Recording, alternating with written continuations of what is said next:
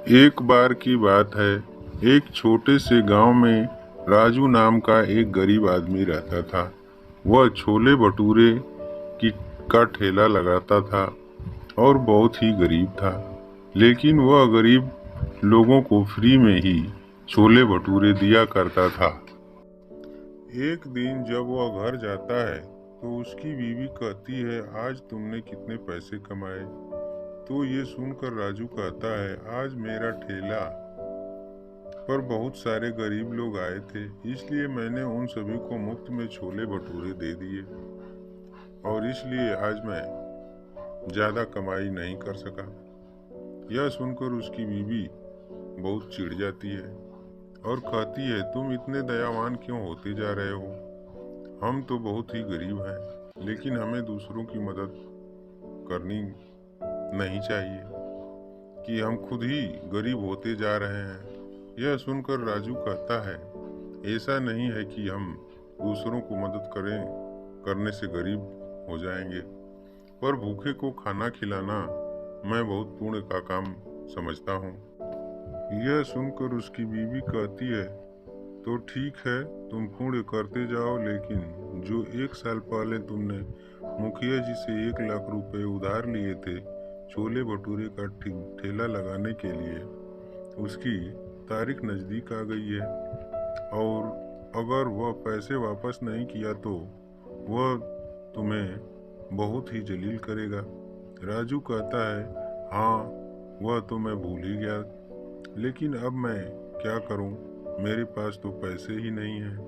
यह सुनकर उसकी बीवी गुस्से से वहां से चली जाती है। दूसरे दिन राजू अपना छोले भटूरे का ठेला लगाता है। तभी वहां मुखिया आ जाता है और राजू से कहता है, मैंने तुम्हें पिछले साल 1 लाख रुपए दिए थे और ब्याज मिलाकर अब पूरे 2 लाख रुपए चाहिए। यह सुनकर राजू कहता है, इतना ज्यादा ब्याज?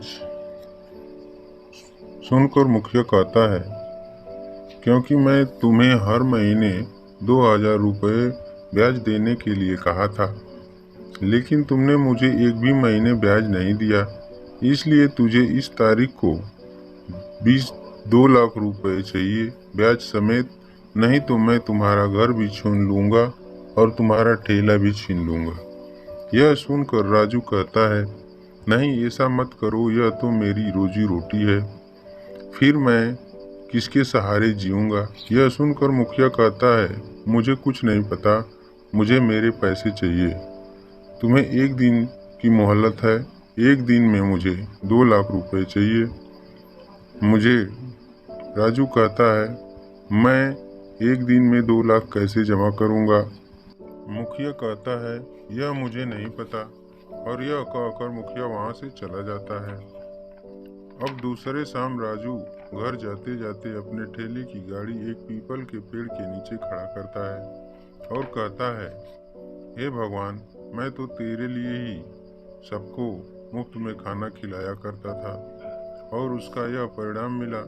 अगर एक दिन में पैसा नहीं जमा किया तो मुखिया मेरा घर भी ले लेगा और ठेला भी ले लेगा और मुझे गांव के सामने जलील भी करेगा। अब मुझे तुम पर ही भरोसा है। और यह कहकर राजू अपने घर चला जाता है। सुबह होते ही उसकी बीवी कहती है कि अब तुम पैसे कहाँ नहीं जमा कर पाए? मैं तुम्हें कब से कहती थी कि मुफ्त में खाना बांटना बंद करो, और तुमने मेरी एक न सुनी। अब तुम मुखिया हमारा घर भी ले लेगा और ठेला भी ले लेगा, अब हम कहाँ रहेंगे? यह सुनकर राजू कहता है, जाने दो, मैं थैला लेकर जा रहा हूँ। और राजू अपना ठेला लगाता है। तभी वहाँ एक बूढ़ा और बुढ़िया आते हैं और कहते हैं, बेटा, हमने सुना है कि तुम भूखों को मुफ्त में खाना खिलाते हो। हम बहुत गरीब हैं और हमें बहुत भूख लगी है, तुम हमें पेट भरकर खाना खिलाओगे क्या? राजू कहता है, ठीक है, तुम्हें जितना खाना है खाओ। राजू अपना पूरा खाना बनाता है। वह पूरा दिन भर का छोला भटूरा बनाकर रख देता है और दोनों बूढ़ी बूढ़ा सभी छोले भटूरे सफा चट कर जाते हैं। यह देखकर राजू चौंक जाता है और दिल ही दिल सोचता है कि मेरे दिन भर के छोले भटूरे थे, इन्होंने सभी खा लिया। और जाते जाते बूढ़ा बूढ़ी राजू को छोटी सी थैली देते हैं और कहते हैं, यह रख लो, तुम्हारे बहुत काम आएंगे। और यह कहकर वह वहाँ से चले जाते हैं। उनके जाने के बाद राजू जब थैली खोल कर देखता है तो वह थैली में कुछ कंकड़ थे। उन कंकड़ों को देखकर राजू कहता है, यह कंकड़ उन्होंने मुझे क्यों दिया? जाने दो, यह कंकड़ मैं उनका आशीर्वाद समझकर रख देता हूँ। राजू अपना थैला लेकर घर चला जाता है। घर पहुँचने के बाद उसकी बीवी कहती है, पैसों का इंतजाम होगा? राजू कहता है, नहीं, अब तो मेरे जलील होने का वक्त आ गया है। हमें मुखिया सारे गांव के सामने जलील जरूर करेगा और वह मेरा घर भी छीन लेगा और ठेला भी छीन लेगा। लेकिन यह सुनकर उसकी बीवी कहती है, जाने दो, जो होगा देखा जाएगा। उसकी बीवी कहती है, तुम्हारे हाथ में क्या है? तो राजू बताता है, मैंने एक बुढ़ा बुढ़ी को मुफ्त में खाना खिलाया, उसी वजह से उन्होंने मुझे यह दिया है। राजू की बीवी बहुत ही उत्साहित होकर उसे थैली को खोल कर देखती है तो बोलती है, यह तो कंकड़ है, इन कंकड़ों का हम क्या करेंगे? यह सुनकर राजू कहता है, जाने दो, उन्होंने कुछ तो दिया। अरे, यह कहकर वह उदास होकर बैठ जाता है। जब राजू सुबह नींद से जागता है तो उसकी नज़र उस थैले पर पड़ती है। जैसे वह थैली अपने हाथ में लेता है तो वह चौंक जाता है, क्योंकि उस थैली में कंकड़ की जगह कीमती हीरे थे। राजू समझ जाता है कि वो बूढ़े बूढ़ी भेष बदल कर उसकी मदद करने आए थे। राजू जल्दी से शहर जाता है और एक हीरा बेचकर 2 लाख रुपया लेकर आता है और मुखिया को दे देता है। जब वह अपने घर जाता है तभी वो बूढ़े बूढ़ी राजू के घर आते हैं और राजू से कहते हैं, जब तुम पेड़ के नीचे खड़े होकर भगवान से बातें कर रहे थे तभी हमने सभी बातें तुम्हारी सुन ली थी और तुम्हारी मदद करने के लिए हम आए थे। और सुनो, इन हीरों को बेच कर के बाद में तुम्हारे पास बहुत सारे पैसे आ जाएंगे और तुम बहुत बड़े अमीर आदमी बन जाओगे, लेकिन यह काम छोड़ना मत। राजू कहता है, कौन सा काम? कहता है, भूखों को खाना खिलाने का काम तुम हमेशा करते रहना। और यह कह करके बुढ़े बुढ़ी गायब हो जाते हैं। अब राजू एक नया घर ले लेता है और पूरे गांव में सबसे अमीर हो जाता है, लेकिन वह अभी भी छोले भटूरे ही बेचता है और बहुत से गरीब लोगों को मुफ्त में छोले भटूरे खिलाता है और ऐसे ही अपनी जिंदगी गुजारता है। लखन नाम का एक आदमी ढाबे पर काम किया करता था और रोजाना ढाबे पर बहुत मेहनत से खाना बनाता था और लोगों को खिलाता था। लेकिन वह इतना दिन भर काम करने के बाद भी अपने घर की ज़रूरतों को पूरा नहीं कर पाता था। एक बार जब ढाबे पर काम कर कर अपने घर जाता है तो लखन की बीवी उससे कहती है कि तुम दिन भर ढाबे में इतनी मेहनत से काम करते हो लेकिन फिर भी थोड़े ही पैसे कमा पाते हो। यह सुनकर लखन कहता है, तो मैं क्या करूं? मैं जितने पैसे कमा सकता हूं उतना तो कमाता हूं ना। और यह कहकर वह सो जाता है। दूसरे दिन जब लखन ढाबे पर जाता है तो देखता है ढाबे पर आग लग गई है और पूरा ढाबा जलकर राख हो गया है। यह बात अपनी बीवी को बताता है तो उसकी बीवी कहती है, हाय हाय, यह क्या हो गया? हमारा घर का खर्च कैसे चलेगा? ढाबे के भरोसे तो हमारे घर का खर्च चल जाता था, अब हमारा क्या होगा? यह सुनकर लखन कहता है कि इतना क्यों रो रही हो, मैं कोई दूसरा काम ढूंढ लूंगा। पर यह कर लखन काम ढूंढने चला जाता है। पूरा 1 हफ्ता हो जाता है लेकिन लखन को कोई दूसरा काम नहीं मिलता है। उसके बाद उसकी बीवी कहती है कि 1 हफ्ते से तुम्हें कोई काम नहीं मिला। यह सुनकर लखन कहता है कि आज जाता हूँ और आज कहीं से भी काम ढूंढकर ही आऊँगा। लखन की बीवी से लखन की बेटी कहती है कि माँ, मुझे आज आमलेट खाना है। आप बहुत ही स्वादिष्ट आमलेट बनाते हो, रोज रोज दाल खाकर मैं बोर हो गई हूँ। यह सुनकर लखन की बीवी दिल ही दिल सोचती है कि मेरे पास तो कुछ ही पैसे हैं। यह सोचकर वह कहती है, ठीक है बेटी, मैं तुम्हें आज आमलेट खिलाऊंगी। वह दुकान जाती है और 2 अंडे खरीद लाती है और उसकी बेटी को आमलेट खिलाती है। इतने में लखन वहाँ आ जाता है और कहता है, आज तो किचन में बहुत ही स्वादिष्ट खुशबू आ रही है। यह सुनकर उसकी बीवी कहती है, हाँ मैंने आमलेट बनाया है, क्या तुम खाओगे? लखन कहता है, हाँ मैं आमलेट खा लूँगा। लखन भी खुशी खुशी आमलेट खाते हैं, लेकिन उनकी बीवी कहती है, यह क्या, तुम्हें आज भी काम नहीं मिला? यह सुनकर लखन कहता है, हाँ मुझे आज भी काम नहीं मिला। इतने में उनकी बेटी कहती है कि माँ तुम इतना अच्छा आमलेट बनाती हो, तुम आमलेट का ठेला क्यों नहीं लगा लेती? यह सुझाव लखन की बीवी को बहुत अच्छा लगता है, लेकिन लखन कहता है, नहीं, हमारे आस पड़ोस के लोग ब्राह्मण हैं, उन्हें अंडा नहीं पसंद है। यह सुनकर उनकी बीवी कहती है, हाँ अभी हमारे पास पैसे नहीं हैं, तो क्या वह हमें पैसे लाकर दे रहे हैं?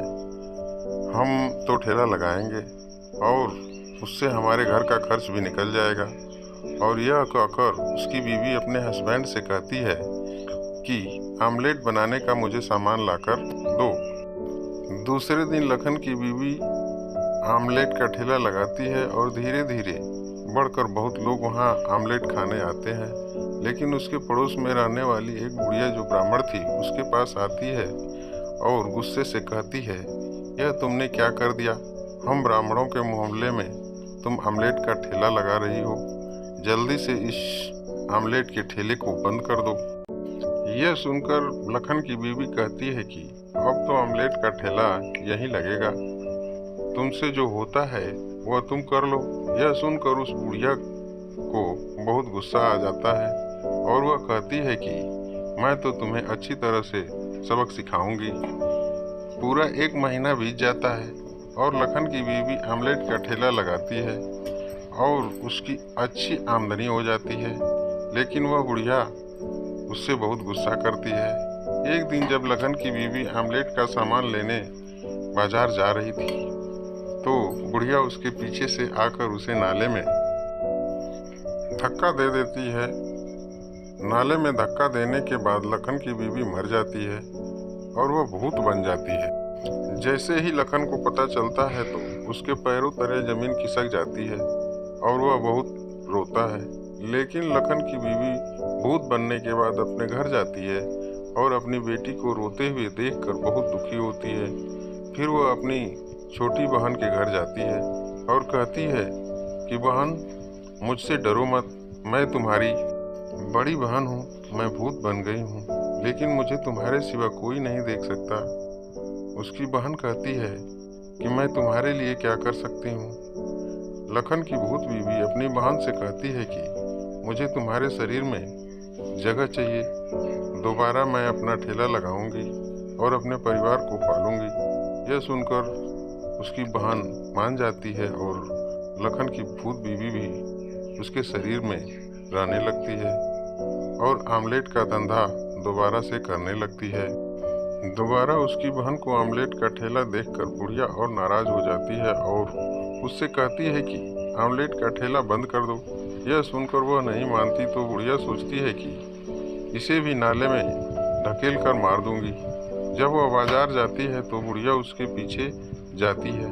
यह देखकर लखन की भूत बीवी भी वहाँ मौजूद होती है और वह अपने पति से पुलिस मंगाती है।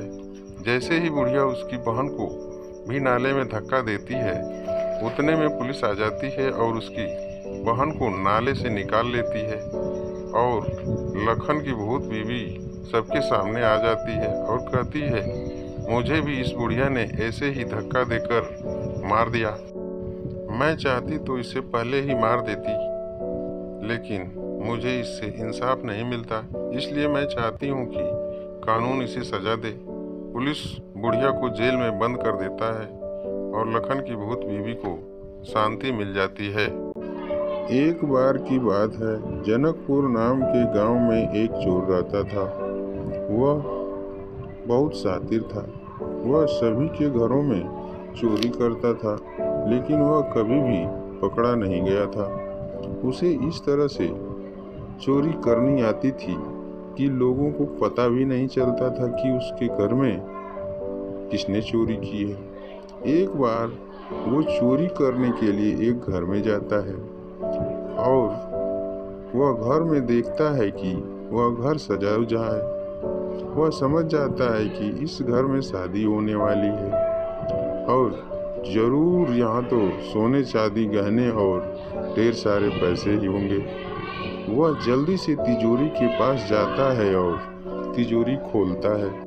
तिजोरी खोल कर वह बहुत खुश हो जाता है क्योंकि उसे तिजोरी में बहुत सारे सोने के गहने और रुपए थे। यह लेकर चोर भागने ही वाला होता है कि वहाँ एक लड़की आ जाती है और वह कहती है, यह गहने रुपए लेकर तुम यहाँ से नहीं जा सकते।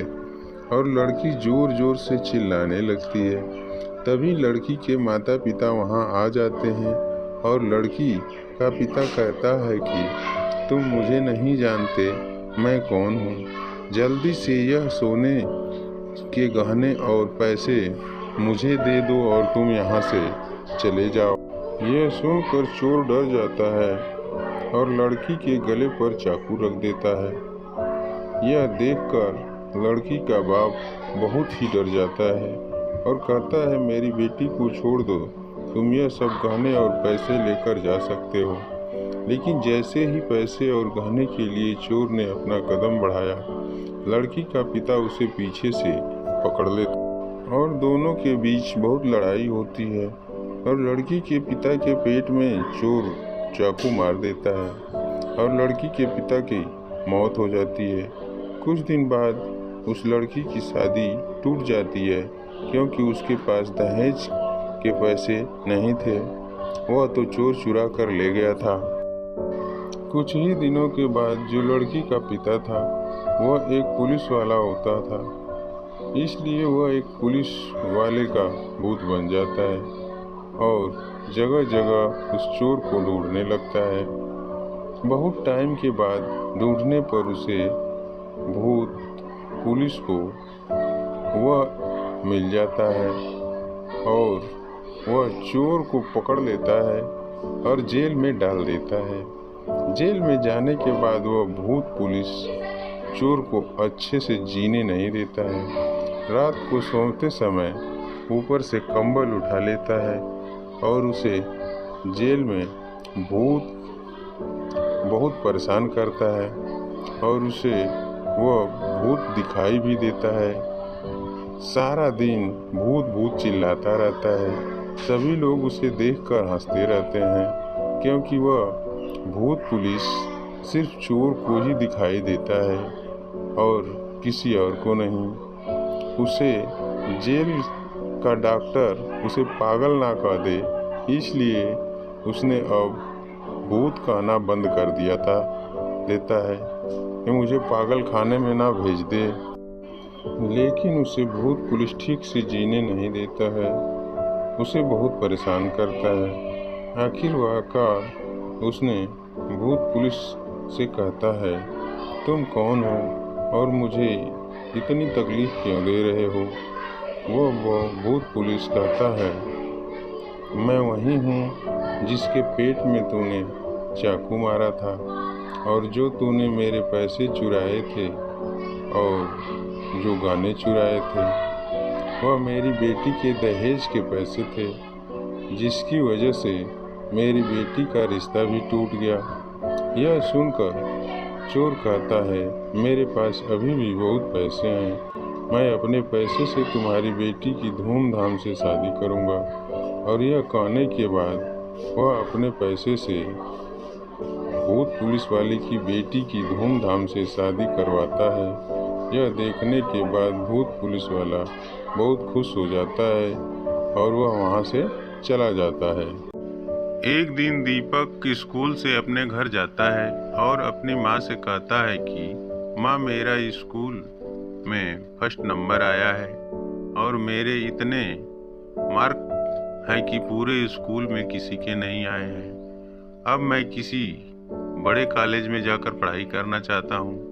यह सुनकर उसकी माँ कहती है, बेटा हम गरीब हैं, मैं दिन भर फैक्ट्री में काम करती हूँ, मेरे पास इतने पैसे नहीं हैं कि मैं तुम्हें किसी बड़े कॉलेज में पढ़ा सकूं, क्योंकि उन कॉलेजों की फीस बहुत होती है। यह सुनकर दीपक कहता है, नहीं माँ, मैं बड़ा हो गया हूँ और मुझे अपने पैरों पर खड़ा होना है, इसलिए मुझे बड़े कॉलेज में जाना है।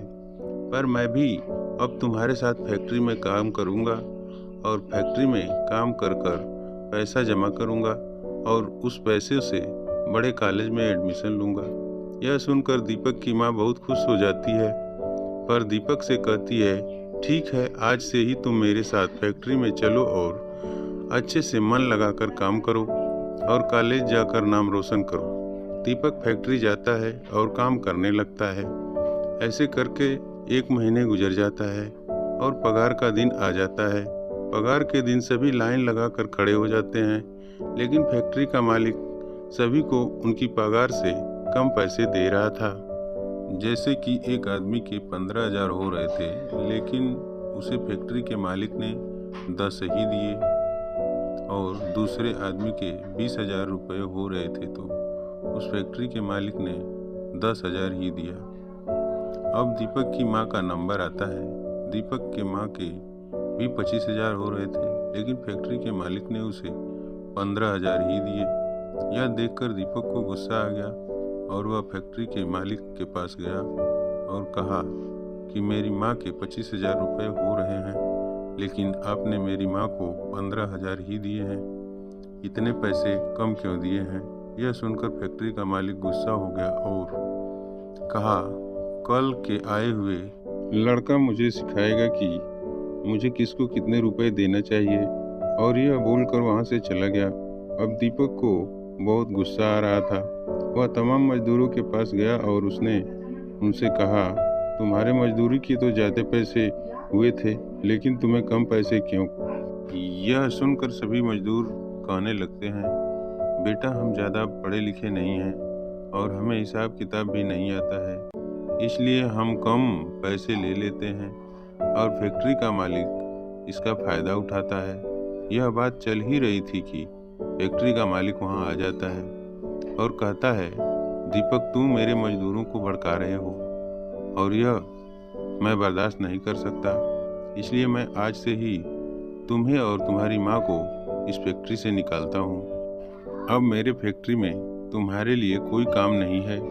दीपक यह सुनकर गुस्सा हो जाता है और कहता है कि तुम्हारी कंप्लेंट पुलिस स्टेशन में करूँगा, और यह कहकर दीपक और उसकी माँ वहाँ से चले जाते हैं और दीपक अपनी माँ को घर छोड़ता है और उसके मालिक की कंप्लेन करने के लिए पुलिस स्टेशन जाता है। रास्ते में ही फैक्ट्री का मालिक अपनी कार से आता है और दीपक को कार से कुचल कर चला जाता है और दीपक वहीं मर जाता है। दीपक मरकर भूत बन जाता है और वह उठकर देखता है तो अपने आप को मरा हुआ पाता है और भूत बन गया है। फिर वह वापस अपने गांव में जाता है और एक सब्जी वाली वहाँ सब्जी बेच रही होती है। एक आदमी उसके पास सब्जी लेने आता है। 500 रुपये की सब्जी लेता है, लेकिन उसे 400 रुपये ही देता है। सब्जी वाली को हिसाब किताब नहीं आता है, इसलिए वह सब 400 रुपये रख लेती है। दीपक को समझ जाता है कि सब्जी वाली को 500 रुपये हुए, लेकिन इसे हिसाब नहीं आने की वजह से इसे 400 रुपये दिए गए हैं। दीपक चारों ओर नज़र दौड़ा कर देखता है तो एक भिखारी भीख मांगता है, जबकि उसके हाथ पैर अच्छे हैं। यह देखकर दीपक को बहुत बुरा लगता है और उसके दिमाग में एक तरकीब आती है। अब दीपक बहुत सारे गरीबों को जमा करता है एक कमरे में। जैसे ही सारे लोग दीपक को भूत देखते हैं, वह डर जाते हैं और कहते हैं, भूत भूत। यह सुनकर दीपक कहता है, मैं भूत जरूर हूँ, लेकिन मैं तुम्हें कोई नुकसान नहीं पहुँचाऊँगा। मैंने आज दिन भर देखा है, तुम्हारे अनपढ़ होने की वजह से सारे लोग तुम्हारा फ़ायदा उठाते हैं और तुम्हें अपनी मेहनत से कम पैसे देते हैं। इसलिए मैं तुम्हें आज से पढ़ाना चाहता हूँ और रोज़ रात को तुम्हें पढ़ाऊँगा, ताकि तुम्हारे साथ कोई धोखा नहीं कर सके। यह सुनकर सारे लोग इस बात पर राज़ी हो जाते हैं कि रोज़ दीपक भूत उन्हें पढ़ाता है और दीपक रोजाना रात होने पर आता है। ऐसा करते करते बहुत सारा समय बीत जाता है। एक बार दीपक बहुत रास्ते में जा रहा होता है। उसे एक चमचमाती गाड़ी में सूट बूट में खड़ा हुआ एक आदमी दिखता है। वह आदमी दीपक पर गुस्सा करता है। कहता है, दीपक, मुझे पहचाना? मैं वही भिखारी हूँ जिसे तुमने पढ़ाया था, और आज मैं पढ़ लिख कर बड़ा आदमी हो गया हूँ, पर मेरे पास एक बड़ा बंगला है और एक बड़ी गाड़ी है और बैंक बैलेंस है। यह सुनकर दीपक बहुत खुश हो जाता है। लेकिन वह आदमी दीपक भूत से कहता है, क्या तुम्हें पता है कि तुम्हें एक्सीडेंट में किसने मारा था? यह सुनकर दीपक भूत कहता है कि किसने मारा था? वो आदमी कहता है कि वह फैक्ट्री के मालिक ने तुम्हें मारा था। दीपक भूत कहता है कि क्या मुझे फैक्ट्री के मालिक ने मारा था? वह आदमी कहता है कि हाँ, यह लो मेरी कार की चाबी, और तुम भी इस कार से उस फैक्ट्री के मालिक को कुचल दो। दीपक भूत कार को ले जाते हैं और फैक्ट्री के मालिक को कार से कुचल देता है और अपना बदला पूरा करके वहाँ से चला जाता है। एक छोटा सा गांव था। उस गांव में एक साधु बाबा रहते थे। लोगों ने बहुत ही शक्तिशाली समझते थे और उन्हें भविष्य देखने वाला मानते थे।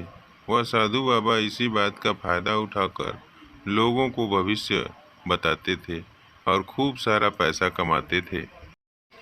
एक बार एक पति पत्नी बाबा के पास आए और कहा, साधु बाबा, हमारी शादी को कई साल बीत गए हैं, लेकिन हमें कोई औलाद नहीं हुई है। एक आप हमारी समस्या का हल बता सकते हैं? ढोंगी बाबा ने सोचा कि यह पैसे वाले लगते हैं, इनसे अच्छे पैसे ऐंठ लेने चाहिए। साधु बाबा ने कहा, ठीक है, तुम्हारी इस समस्या का हल हो सकता है, लेकिन तुम्हें इसके लिए मुझे 1 लाख देने होंगे। यह सुनकर पति पत्नी ने कहा, वह क्यों? साधु बाबा ने कहा, मैं इसे एक बकरी लूँगा और उसकी बलि दे दूँगा, और वह बलि देने के बाद तुम्हें एक संतान प्राप्त होगी। यह सुनकर पति पत्नी कहने लगे, ठीक है साधु बाबा, आप जैसा करें। और वह 1 लाख रुपए साधु बाबा को दे देते हैं। साधु बाबा अपने 2 शिष्यों को बुलाते हैं और उनसे कहते हैं, गांव में जाओ और एक बकरी लेकर आओ, और वह बकरी खूबसूरत होनी चाहिए और हट्टी कट्टी होनी चाहिए। यह सुनकर दोनों शिष्य गांव में बकरी लेने के लिए निकल जाते हैं। गांव में पहुंचकर वह एक घर में जाते हैं जहां बहुत सारी बकरियां थी। वहां 2 बकरियां एक दूसरे से बातें कर रही होती हैं, जिसमें एक काली बकरी होती है और एक सफ़ेद बकरी होती है। सफ़ेद बकरी काली बकरी से कहती है, देखो, मैं बहुत ही खूबसूरत हूँ और मोटी ताजी हूँ, इसलिए यह मुझे ही खरीदेंगे। काली बकरी सुनकर कहती है, यह तुम्हें खरीद कर कहाँ ले जाएंगे? यह सुनकर सफ़ेद बकरी कहती है, यह मुझे अपने आश्रम लेकर जाएंगे, मुझे खूब खिलाएंगे और मैं इन्हें इसके बदले उन्हें दूध दूंगी। वह बकरी को 10,000 में खरीदने के लिए बातें करते हैं।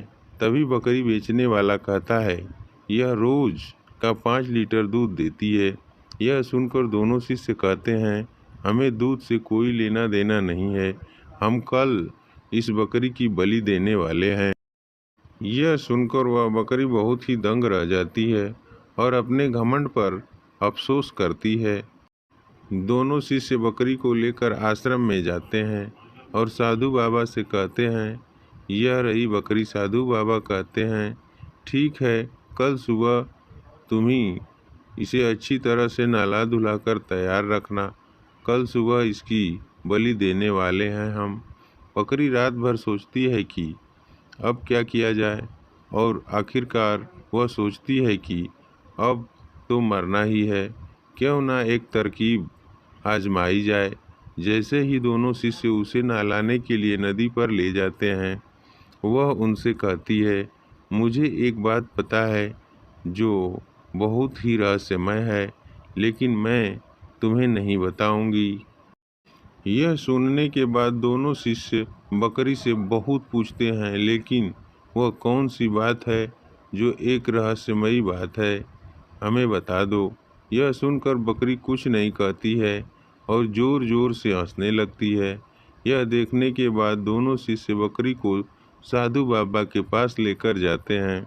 साधु बाबा यह सुनने के बाद बकरी से कहते हैं, यह बकरी जल्दी से कह दे, तुम कौन सी रहस्यमयी बात जानती हो। यह सुनकर बकरी कहती है, पिछले जन्म में मैं इंसान थी, लेकिन मैं एक बकरी की बलि दी थी, इसलिए मुझे श्राप की वजह से बकरी बना दिया गया और मैं यह सोचकर हंस रही हूँ कि। यह सुनकर साधु बाबा डर जाते हैं और बकरी को आज़ाद कर देते हैं और कहते हैं, आज से यह बकरी हमारे आश्रम में रहेगी, पत्ते खाएगी और हम इसका दूध पिएंगे। इस तरह बकरी ने अपनी जान अक्लमंदी से बचा ली और खुशी खुशी आश्रम में रहने लगी।